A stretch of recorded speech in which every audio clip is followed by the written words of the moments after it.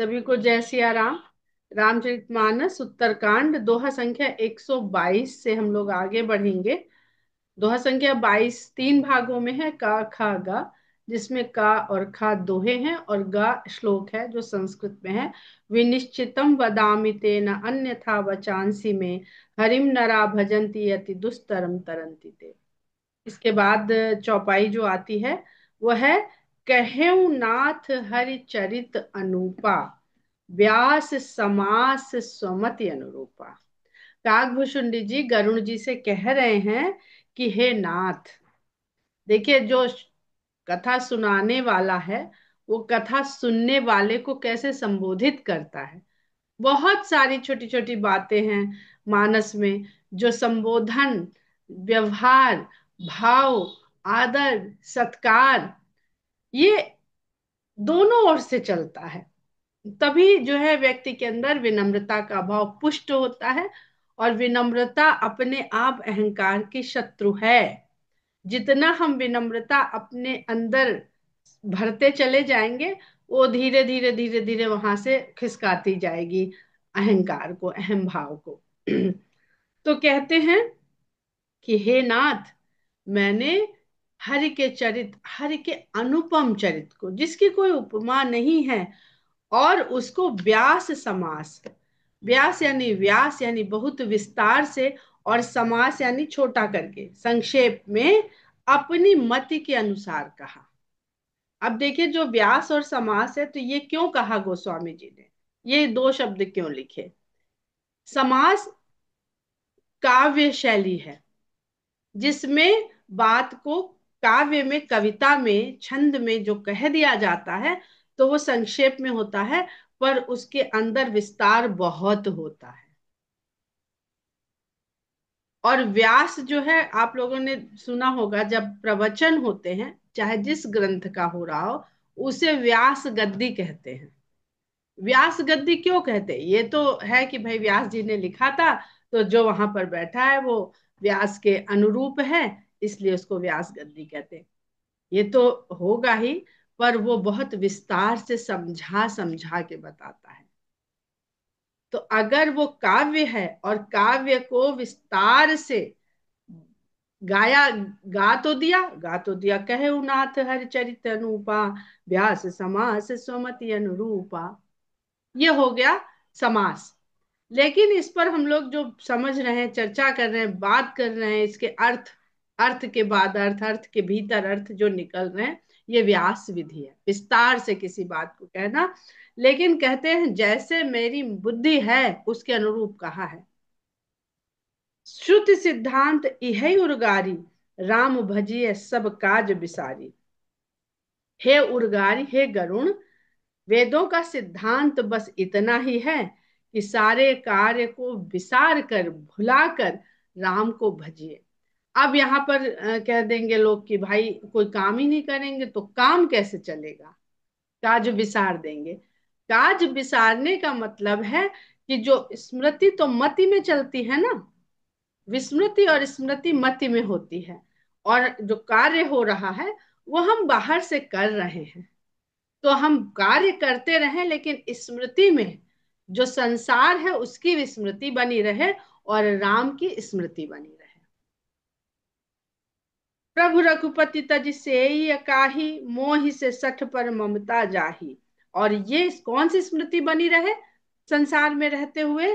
कि प्रभु रघुपति तज सेई काहि, भगवान रघुपति को त्याग कर कर किसकी सेवा करें? अर्थात जो हम कार्य कर रहे हैं उसे भगवान की सेवा मान के करें।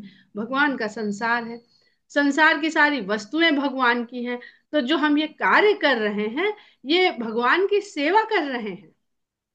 और ऐसे भगवान की सेवा को छोड़ करके यदि हम इसको किसी और का कार्य मान लें, यही यहीं से गड़बड़ हो जाती है। तो किसकी सेवा करी जाए भगवान रघुपति को छोड़ करके? मोहि से सठ पर, जिनकी ममता मेरे जैसे मूर्ख पर भी इतनी है। ममता, अब ये देखिए यहाँ ममता का बहुत बहुत सकारात्मक रूप है। मनुष्य से कहते हैं कि ममता त्याग के करो।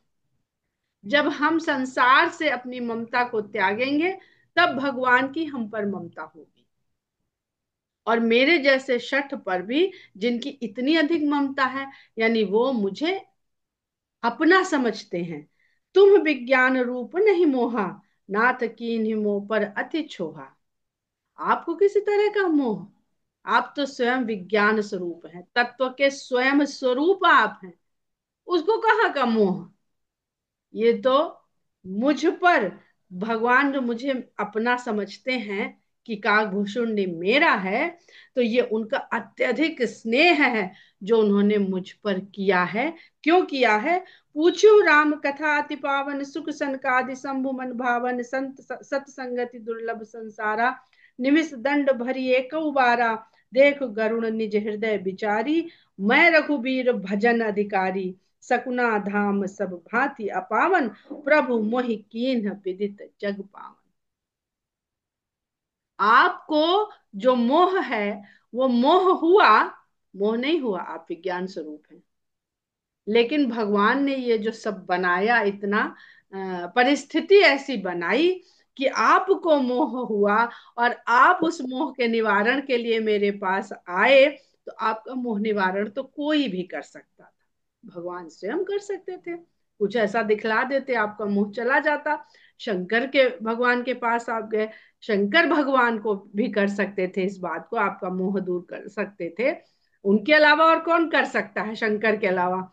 लेकिन ये तो भगवान मुझे श्रेय देना चाहते थे, मुझ जैसे नीच अधम पक्षी को ये श्रेय देना चाहते थे।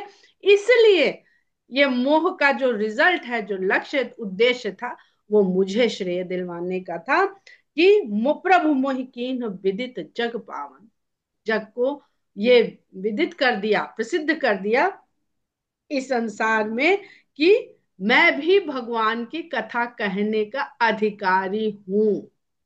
अब ये देखिए, तो एक बीच में, काल के बीच में एक बड़ी दुर्लभ सी चली थी बात, हम लोगों ने भी बचपन में बहुत सुनी, और कुछ पत्रिकाओं में खुलेआम छपता था कि वेद के वाक्य सूक्ति अगर शूद्र के कान में पड़ जाए तो उसके कान में पिघला हुआ शीशा डाल देना चाहिए। इस बात को कितने भक्ति के द्वारा तुलसीदास जी ने इसका खंडन कर दिया, मटिया मेट कर दिया, खत्म कर दिया कि जो पक्षी है, जो चांडाल पक्षी है, वो कहने का अधिकारी है। तो ये सब कहाँ से बीच में ये सब बातें इस तरह की, किसने, किसी ने अपनी बुरी भावना से, बुरी नियत से क्यों ये सब को प्रचार किया? तो इसमें नहीं पढ़ना चाहिए जो कुप्रचार होते हैं वेदों, शास्त्रों, ग्रंथों, पवित्र ग्रंथों को लेकर के, क्योंकि ग्रंथ भगवान का वर्णन कर रहे हैं। और जब भगवान ही अधिकारी बना रहे हैं काकभूषुंडी को, तो जो व्यक्ति बीच में ऐसा कह रहे हैं, वो भ्रम फैलाने का कार्य कर रहे हैं। तो कहते हैं तुम विज्ञान रूप नहीं मोहा, आपको कोई मोह नहीं था। नाथ कीन्ह मोह पर अति छोहा, पूछी हूँ राम कथा अति पावन, आपने पवित्र राम कथा मुझसे पूछी। सुख सनकादि शंभु मन भावन, जो शुक मुनि, सनकादिक मुनि और शंभु के मन को भाने वाली है, उनको अच्छी लगती है। सत्संगति दुर्लभ संसार, भाई जो भगवान का वाहन हो, उसको किसी के पास जाने में कोई कमी आ सकती है? जहां चला जाएगा, इतनी इतनी हाईएस्ट पोस्ट का जो भगवान का वाहन है, तो वो जहां जाएगा सब हाथों हाथ ले लेंगे, आइए ये बैठे। थोड़ी देर सोचेगा कि इसके साथ भगवान चर्चा ही करने को मिलेगी, सुनने को मिलेगा। अभी क्या कर रहे हैं, अभी कहाँ छोड़ के आए हूं। तो वो सब कुछ भी नहीं, किसी ने, सबके मन को भाता था, सबका मन करता था कि राम की कथा को सुनने वाला कोई मिले तो उसके साथ थोड़ी राम कथा कही जाए, ताकि वो हमारे भी मन को भाए। लेकिन पूछ्यो राम कथा अति भावन, सुख सनकादि शंभु मन भावन, सत संगति दुर्लभ संसारा, क्योंकि संसार में अगर सबसे दुर्लभ कुछ है तो संतों की संगत कर पाना ही दुर्लभ है। चाहे निमिष दंड भरी एक उबारा, चाहे वो निमिष भर को हो और चाहे दंड भर को एक बार भी मिल जाए, जीवन में एक बार भी। निमिष कहते हैं समय के मापदंड हैं, दंड कहते हैं एक घड़ी को। अब ये दंड क्या है जिसको हम लोग घंटा समझ लेते हैं, मतलब 1 आवर, वो नहीं है। जब प्राचीन काल में जो आधुनिक घड़ी का जब निर्माण नहीं हुआ था, तो सूर्य गति ही समय है, ये तो सब जानते हैं ना, कि जैसे ही गति आई सृष्टि के निर्माण में, वैसे ही समय की उत्पत्ति हुई। तो हमारी सामने गति किसकी दिखती है? सूर्य की गति दिखती है। तो एक दंड रखा जाता था, और सूर्य की छाया जब यहां से यहां खिसकी, जब यहां से यहां खिसकी, तो उसको देख करके वो दंड यहां से यहां पहुंचा, तो उसको एक घड़ी माना जाता। दूसरा दंड जो समय को नापने की प्रथा थी प्राचीन काल में, जल के द्वारा। तो घड़े में जल भरा जाता था, और उसमें एक निश्चित मात्रा के छिद्र से जल की बूंद टपकती थी, और नीचे एक दंड होता था, जैसे स्केल समझ लीजिए। उसमें मार्क बनाए जाते थे बराबर के। जब यहां से यहां तक जल उसमें भर गया, तो एक दंड हो गया। तो जब वो एक दंड पूरा होता था, तो अब सबके पास तो ऐसी व्यवस्था नहीं थी। राजा महाराजाओं ने करा दी, बड़े सेठ सेठ ज्योतिषाचार्य जहां ये सब कार्य हो रहे हैं, जिनको काल की जानने की अधिक आवश्यकता है। तो जब ऐसे समय एक घड़ी हुई, एक दंड हुआ, तो घंटे घड़ियाल नगाड़े इत्यादि बजा करके आसपास जितना भी नगर का क्षेत्र था, वहां तक ये समय का घंटा पहुंच जाता था। और ये प्रथा आज तक हम आधुनिक समाज में देखते हैं। इसीलिए समय के मापक को घड़ी कहते हैं। वो घड़ा में जो पानी गिरता था, वो घड़े से गिरता था थोड़ा थोड़ा, तो घड़े से गिरा इसलिए घड़ी कहलाता था। और वो चलने के बाद वो घंटे के द्वारा लोगों को उसकी सूचना दी जाती थी। तो इसलिए जितनी पुराने जमाने घड़ियां जिनके घरों में रही होंगी, सबको याद होगा कि वो आधे घंटे पे एक बार बोलता था, और जितना बजा उतने बजे उतना घंटा। तो अगर कोई पढ़ा लिखा नहीं या दूसरे कमरे में, तो गिन के जान लेता था कि इतने बज गए। तो ये दंड। और उस समय ये इसकी जो इकाई थी निमिष, जो पलक झपकती है, जिसको आजकल हम लोग माइक्रो सेकेंड कह लें या क्या कह लें, पता नहीं। तो जो गति, हमारे शरीर की गति, जो पलक झपकना, और हमारे सामने जो हमारा सौर मंडल दिख रहा, उसमें सबसे बड़ी गति किसकी थी? तो सबसे बड़ी गति जो हम देख सकते थे, अनुभव कर सकते थे, वो थी सूर्य की गति। और हमारे भीतर जो गति जो अपनी ही रफ्तार से चल रही, वो थी पलकों का झपकना। तो निमिष उस पल, उस समय को कहते हैं, जो जो पलक झपकती है जितनी देर में। अब तो आधुनिक वैज्ञानिक बताते हैं कि कितना सेकंड का कौन सा हिस्सा है जिसको जितनी देर में पलक झपकती है। और 24 घड़ी का एक दंड होता था। वो पहले बहुत पढ़ते थे आप लोग। हमारे तो घर में बुजुर्ग लोग पढ़ते थे ना, पूजा करने के बाद, एक घड़ी आधी घड़ी, आधी में आधी घड़ी पुण्यात, आधी में पुण्य, तुलसी संगत साधु तुलसी की, संगत साधु कटै की, कोटि। हरय को कोटि अपराध। तो ये वही है, एक घड़ी यानी 24, आधी घड़ी 12 सेकंड। अब वो आजकल के उससे उसको ऐसे लेते हैं, एक घड़ी आधी पड़ी, आधी में पुनियात।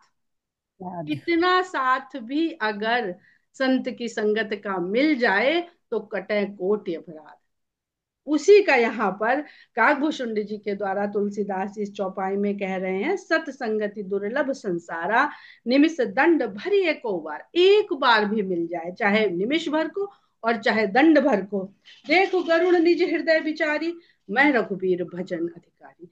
आप जरा इसको अंदाजा तो लगा के देखिए, विचार तो कीजिए इस पर, कि इस प्रकार मैं भगवान राम के रघुपत के भजन का अधिकारी बन गया। मैं तो कब से आपको ये कथा सुना रहा हूं, जबकि इतने समय पे भी अगर कथा सुनने कहने को मिल जाए, तो उस पर भगवान की बहुत असीम कृपा है।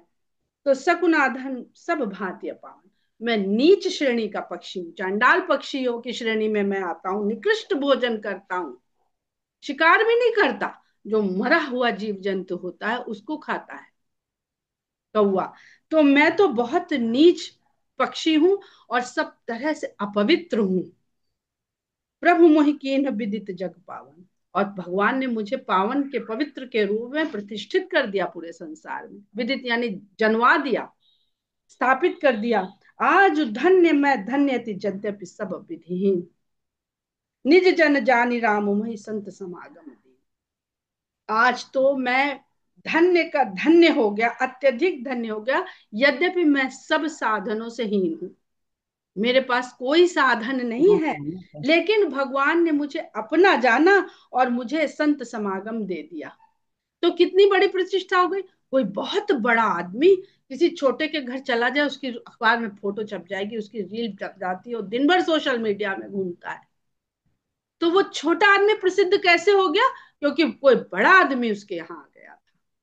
तो भगवान ने मुझे आपको यहाँ भेज करके मुझे प्रतिष्ठा दिलाई है।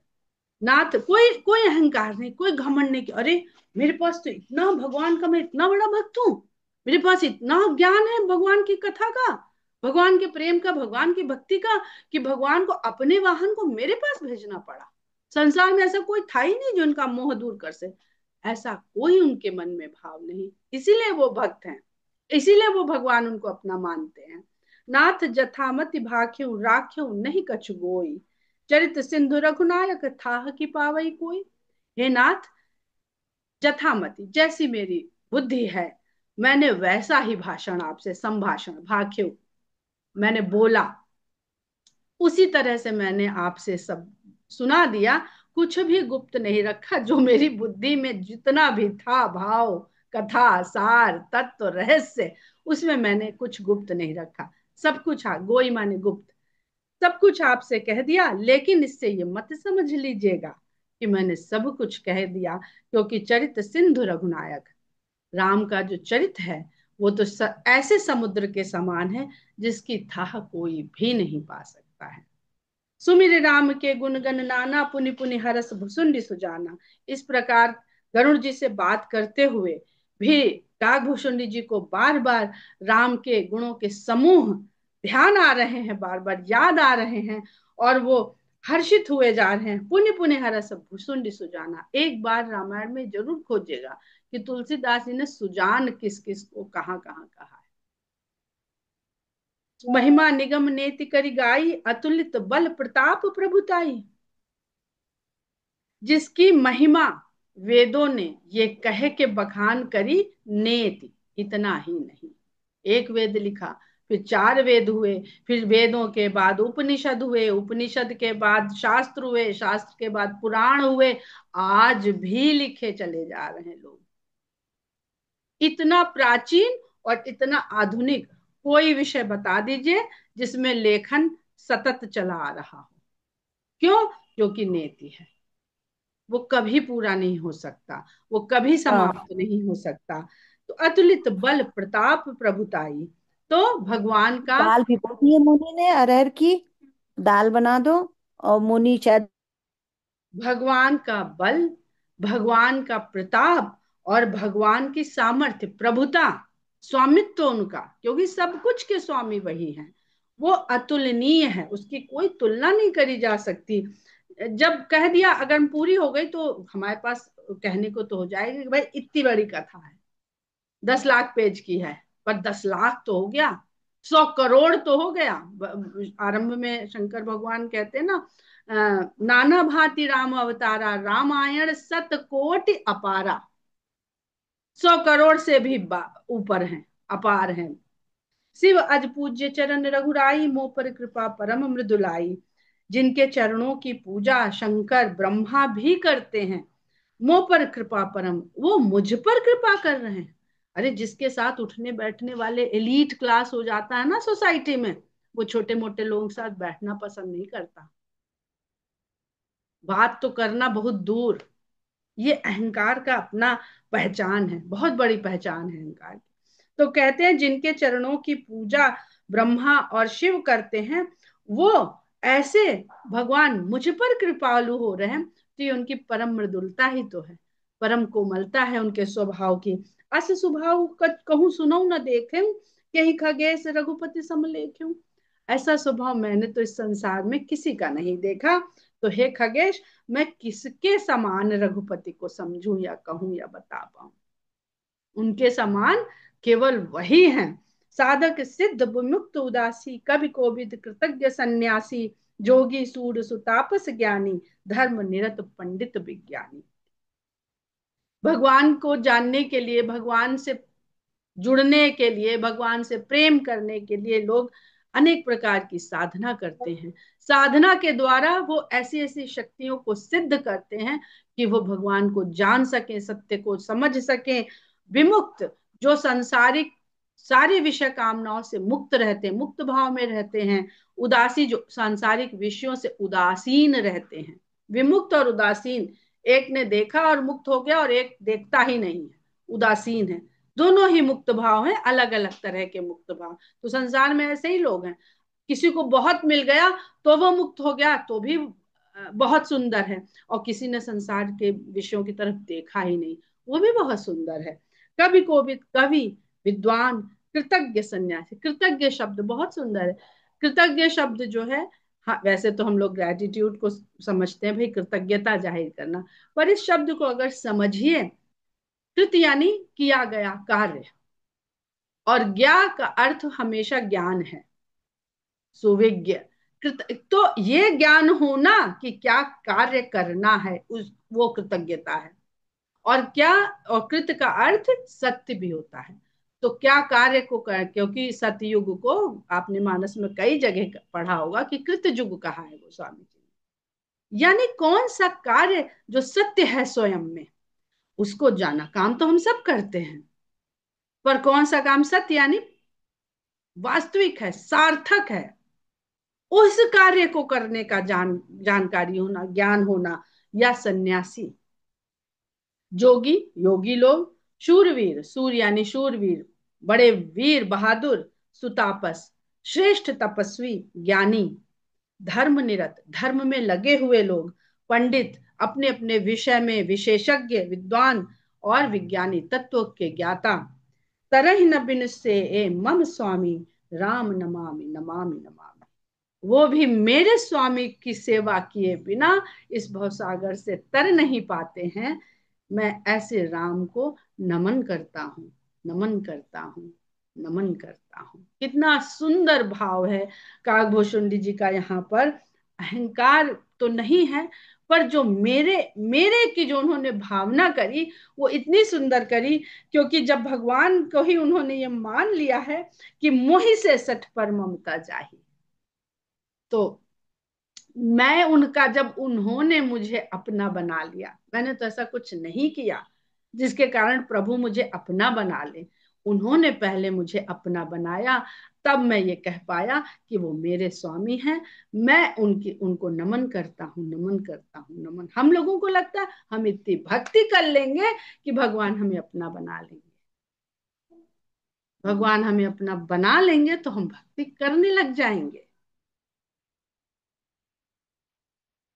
शरण गए मुंह से अघरासी, हो ही शुद्ध, नमामि नमामि अविनाशी। उनकी शरण में जाने से मेरे जैसा नीच भी जो पापों की राशि है, शुद्ध हो जाता है। हम लोग चाहे भी तो शुद्ध सात्विक कार्य नहीं कर सकते हैं, और कलयुग में तो नहीं ही कर सकते हैं। हर तरफ प्रदूषण है, तन मन संसार, भोजन पानी सब। पर उनकी शरण में जाने से हो ही शुद्ध, मेरे जैसा नीच प्राणी जो पापों की राशि है वो भी शुद्ध हो जाता है। मैं ऐसे अविनाशी को नमन करता हूँ। जा सुनाम भव्य सज हरन घोर त्रयशूल, सो कृपाल मोहितो पर सदा रहो अनुकूल। कहते हैं जिसका नाम ही इस संसार की जितनी भी बीमारियां हैं, त्रयशूल, त्रयशूल, तीनों शूल, आदि दैविक, आदि भौतिक, आध्यात्मिक, तीन तरह के शूल जो हैं, जो पीड़ा देते हैं इस संसार में, उनकी एक ही औषधि है, उनका नाम। अब देखिए एक लिस्ट उन्होंने और भी बताई थी औषधि की, कि नेम धर्म आचार तप ज्ञान यज्ञ जप दान, भेषज पुण्य कोटिन नहीं राग रोग जाहि हरि जान। ये कुछ नाम लिख के उन्होंने बता दी कि ऐसी करोड़ों औषधियां हैं, उनका प्रयोग करने से भी रोग जाते नहीं हैं, समाप्त नहीं होते हैं, कुछ क्षीण हो जाते हैं, कमजोर हो जाते हैं। लेकिन जासु नाम भव भेषज हरन घोर त्रैसूल, जिनका नाम ही इस संसार के पीड़ादायक तीनों प्रकार के जो घन घोर हों, उनको हरने वाला है। सो कृपाल मोहितों पर सदा रहूं अनुकूल।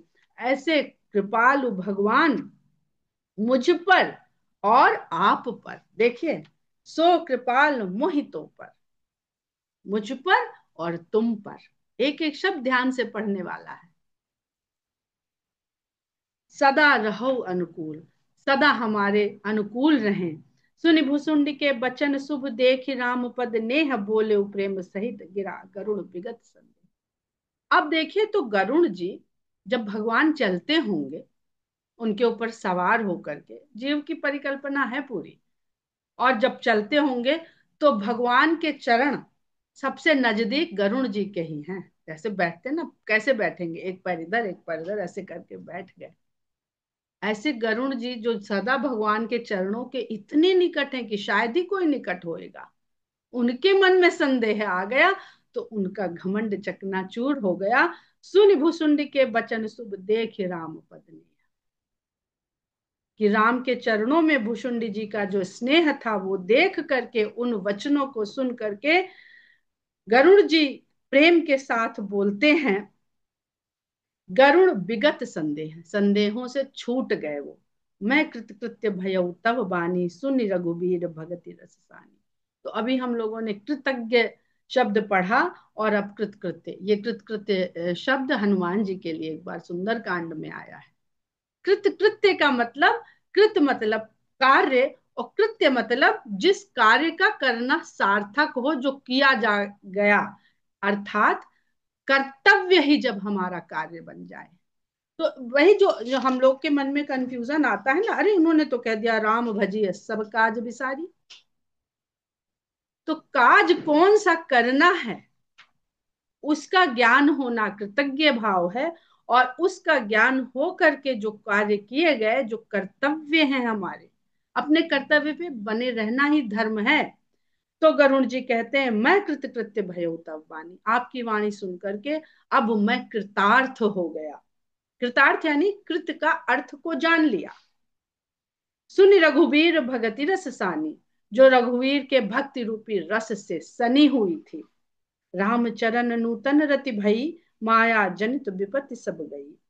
आपके द्वारा ये भक्ति रस में सनी हुई कथा सुन करके मेरा राम के चरणों में जो रति है, जो प्रीति है, वो फिर से नई हो गई, क्योंकि उसमें तो कहीं खोट आ गया था, संदेह आ गया था, तो फिर से नई हो गई। और माया की जन पैदा की हुई जितनी विपत्ति थी वो सब दूर हो गई, चली गई मेरे मन से। मोह जलिध बोहित तुम भय, मोह कह नाथ विविध सुख दये। मोह रूपी समुद्र में जो मैं डूब रहा था, उसके लिए आप जहाज के रूप में हो गए, जलयान, पानी का जहाज, जहाज के स्वरूप हो गए। और हे नाथ, आपने तो मुझे अनेक प्रकार के सुख प्रदान कर दिए। मोह पही होई न प्रति उपकारा, बंदो तब पद बार ही बारा। मैं आपके इस उपकार के बदले में कोई दूसरा आपके प्रति उपकार नहीं कर सकता, मेरे पास कुछ भी ऐसा नहीं है कि इसके बदले में मैं आपके लिए कुछ कर सकूं। इसलिए या मैं केवल आपके चरणों की ही बारंबार वंदना कर सकता हूँ।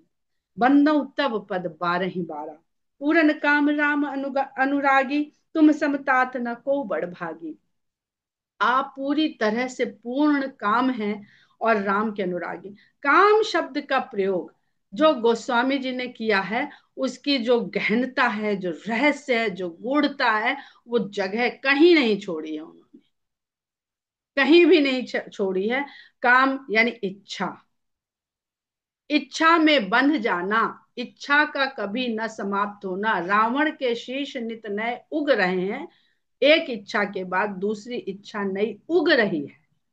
भगवान बाण चला रहे हैं, सामने खड़े हैं, दर्शन दे रहे हैं, तब भी इच्छा नई फिर पैदा। वहीं दशरथ जी जब मनु के रूप में भगवान का वो भी तो दर्शन पाए, ये भी दर्शन पाए, और वही रूप है। तो भगवान से दशरथ जी, जब दशरथ जी से भगवान कहते हैं कि भाई कुछ मांगो, तो कहते हैं कि नाथ देख पद कमल तुम्हारे, अब पूर्ण सब काम हमारे। तो पूर्ण काम की स्थिति को पाना ही जीवन का उद्देश्य है। जब पूर्ण काम हो गए वही मुक्ति है।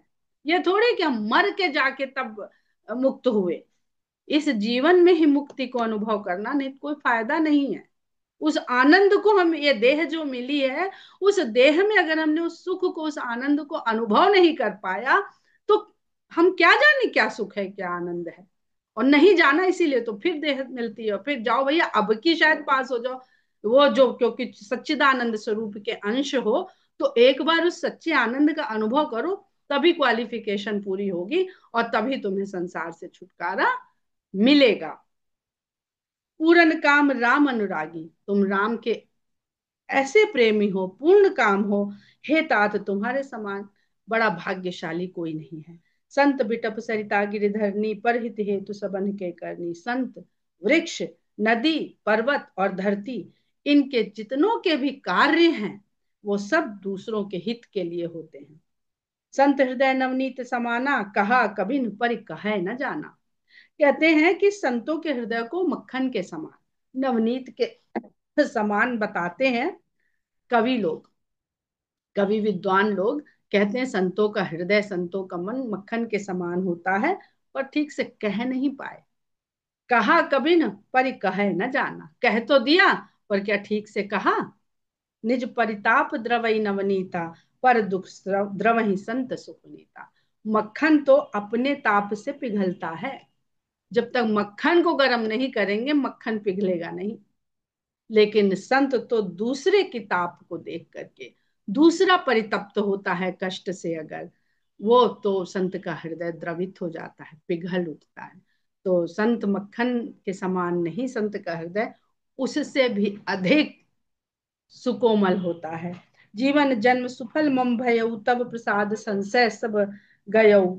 मेरा जन्म जीवन सब सफल हो गया, आपके प्रसाद से मेरे सारे संशय दूर हो गए। जाने सदा मोहि निज किंकर, पुनि पुनि उमा कहीं विहंगवर। शंकर भगवान पार्वती माता से कहते हैं कि हे उमा, इस प्रकार पक्षी श्रेष्ठ विहंग बर पक्ष श्रेष्ठ कहते हैं काकभूषुंडी जी से कि आप सदा मुझे अपना दास, तुच्छ दास, छोटा दास हमेशा जानते रहिएगा। हम लोग यहीं पर विराम लेते हैं। दोहा संख्या 125 का अध्ययन हम लोग कल करेंगे। जय सिया राम।